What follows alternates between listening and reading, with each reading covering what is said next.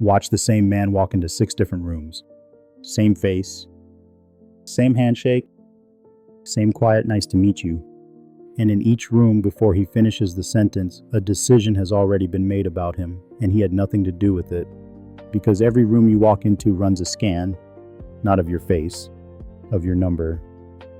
Your net worth, everything you own minus everything you owe, is a single figure that walks in 3 steps ahead of you and decides which side of an invisible rope you're standing on.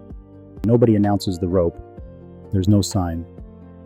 But it is in every lobby, every meeting, every let me check with my manager, and the number moves that rope without asking you. Same man, same ask. 6 net worths. Watch how the exact same request, a little help, a yes, a seat at the table, gets 6 completely different answers. And once you see the rope, you can't unsee it.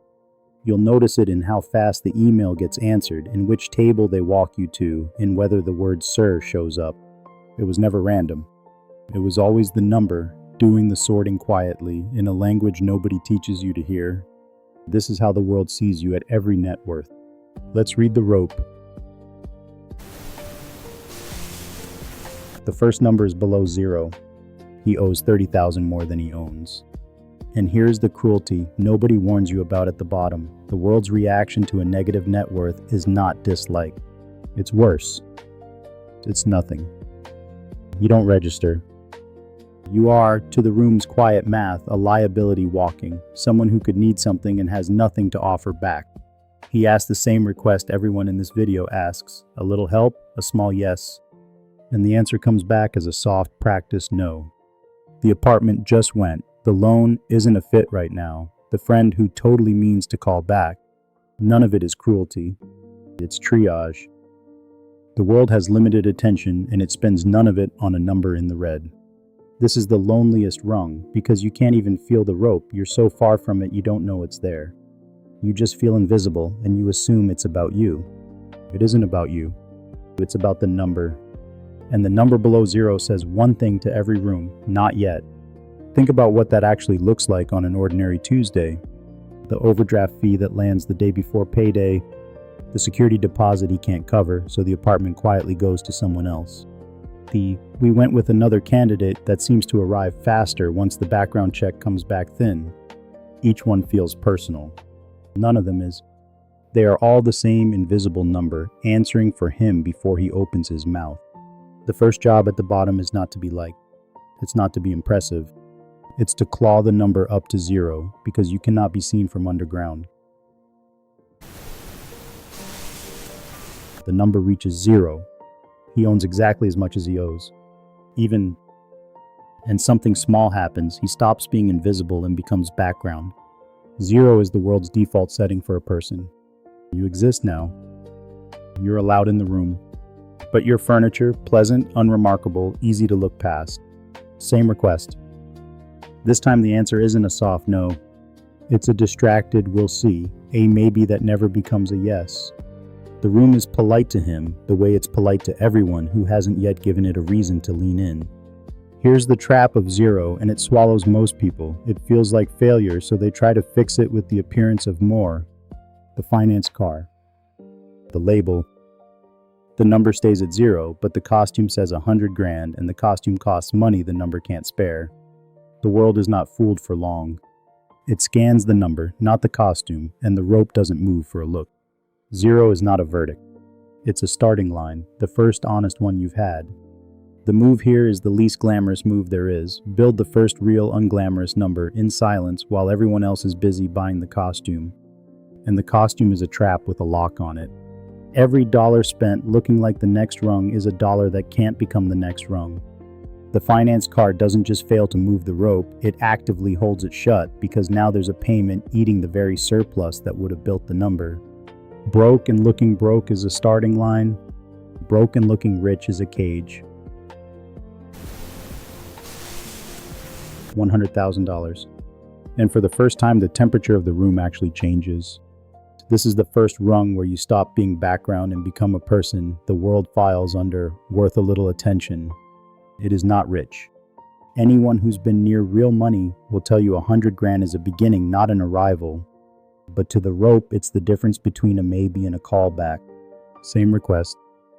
Now the answer is different. A "let me see what I can do." A returned call. A little more patience when he speaks. The banker sits up a half inch. The room extends him the small, priceless courtesy of taking him seriously. Why here? Because 100,000 is the first number that proves something the world quietly respects. Not luck, but consistency. Nobody stumbles into 6 figures of net worth. It means years of spending less than you made and not touching the difference. The room can smell that discipline even if it can't name it. Watch the small tells at 100 grand. The waiter's posture. The way a question gets a real answer instead of a brush off. The loan officer who suddenly has options he didn't seem to have a minute ago. Nothing was said out loud. The number simply crossed a threshold the room could feel, and the room adjusted, for the first time in his life, toward him. And notice what earned the warmth. Not charm, not the costume. The boring, invisible number built one unglamorous month at a time. The first 100,000 is the hardest and the most important because it's the rung where the world finally starts leaning toward you instead of past you. 500,000. And the lean becomes a genuine tilt. At 500,000, doors that were politely locked start to crack open on their own. The world's default assumption about him flips. Below this, he had to prove he was competent. Here, the room assumes it and makes him prove otherwise. That flip is worth more than the money itself. It's the difference between spending your energy convincing people you belong and spending it on the actual work. Same request. Now it's barely a request. It's closer to a formality. The yes comes easily, sometimes before he's finished asking because the number has already vouched for him. But here's what's quietly happening underneath the respect, and it matters more than the respect. At 500,000 invested, the number has started to work a full shift without him. It earns while he sleeps, while he eats, while he does nothing at all. He is approaching a line most people never even learn exists, the line where what he owns produces more than what he needs. Put a number on it. 500,000 invested, earning a normal return, throws off something like $20,000 a year without him lifting a finger. That's not rich. But it's a month or two of his life, handed back to him every year, for free, forever. The world sees a respectable man. What's actually happening is quieter and far bigger. A machine has switched on, and it works the night shift so he doesn't have to. The world is respecting him for the number. He should be watching the number for a different reason. It's buying back his time.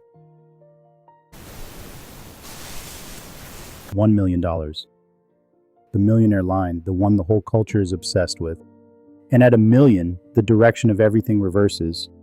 Below this, he walked into rooms and asked. Here, the rooms come to him. The offers arrive unbidden. The invitations. The "we'd love to have you" people he's never met are warm to him in advance. The rope doesn't just move aside, someone holds it open and smiles. Same request? He barely has to make it anymore. The world is now pitching him. And this is the most dangerous rung on the whole ladder. Not the bottom, this one. Because being courted feels so good that thousands of people arrive here, taste the warmth, and start spending everything they have to keep the feeling, the bigger house, the visible life, the performance of arrival. They convert the number back into a costume, a more expensive one, and quietly slide back down the rope while everyone still claps.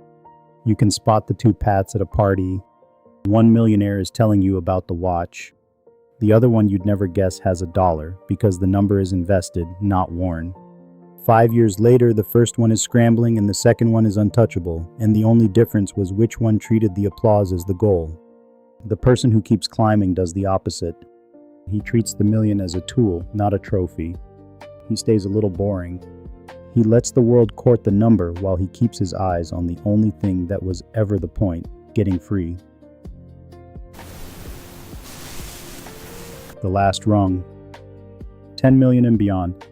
Here the rope doesn't move for him. There is no rope. He sets the terms of the room and the room adjusts to him.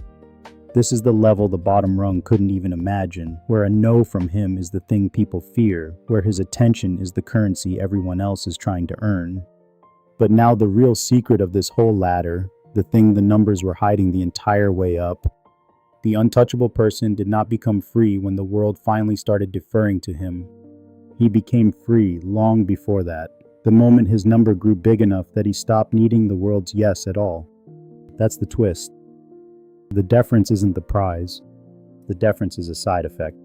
The actual prize showed up somewhere back around $500,000, when what he owned quietly began to out-earn what he needed, and he realized he could survive every no in the room. From that moment on, he was untouchable on the inside, years before the world caught up and started treating him that way on the outside. And this is the part worth sitting with, because it rewrites the whole climb. If freedom arrives the moment your number can survive every no, not at 10 million, but at whatever number quietly covers your life, then most people are chasing a finish line 10 times farther out than the one that actually matters. You don't need the world to hold the rope open. You need to reach the number where its answer, either way, simply stops being able to move you. The doors open on their own up here, but he stopped needing them to a long time ago. That is what untouchable actually means. So walk back down the rope with me one time. Below 0, ignored. 0, dismissed. 100,000 noticed. 500,000 respected. 1,000,000 courted. 10 million untouchable. 6 net worths. 6 completely different worlds for the exact same man asking the exact same thing. Same face every time. Same manners. Same request. The only thing that changed was a number on a page he never showed anyone, and it quietly rearranged the entire room around him. And it would be easy to walk away from this angry at how shamelessly the world's warmth tracks a number most people had no fair shot at building. That anger is fair. The rope is real and it is a little ugly. But here's the move, and it's the whole game. Do not chase the treatment, chase the number. Almost everyone gets this backwards. They spend money buying the warmth, the car, the label, the look of a rung they haven't reached, and the costume keeps the number pinned to the floor. The world scans right past it and they stay exactly where they started, just poorer. The person who gets free does the unglamorous thing instead. He builds the real number quietly, ignores the rope, and lets the doors open on their own timeline. Every dollar of true net worth he stacks buys back a little more of his need for anyone's approval, until one day the number is big enough that the world's yes and the world's no weigh exactly the same to him. Nothing. That's the freedom the whole ladder was actually about. Not to be courted, to not need to be. The world will always sort you by your number.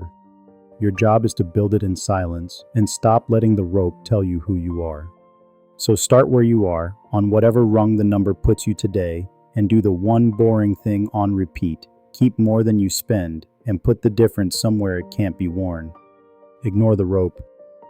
Let it move on its own schedule. The number is the only vote that counts, and it's the one vote nobody can ever take from you. Count it quietly,